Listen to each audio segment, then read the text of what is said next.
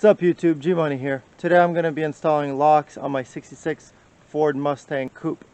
This is from O'Reilly and this is part number 13325. Sorry you can't catch that on my screen. These are all the tools you're going to need. Let's show you what you're going to be accessing. From the door panel right here, right there. But through that hole is where the key goes. As I'm doing this, please subscribe.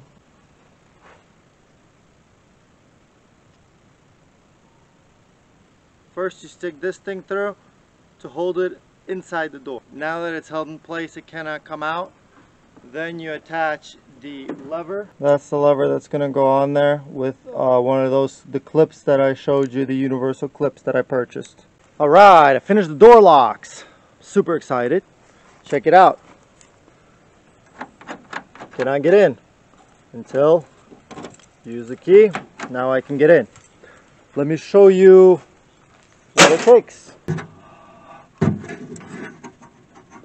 First you put the clip that attaches the lock to the door, and then you put the secondary clip that attaches this rod onto the lock, and that afterwards you're done. So please subscribe, and if you reach, I teach, so reach out what you want to learn next.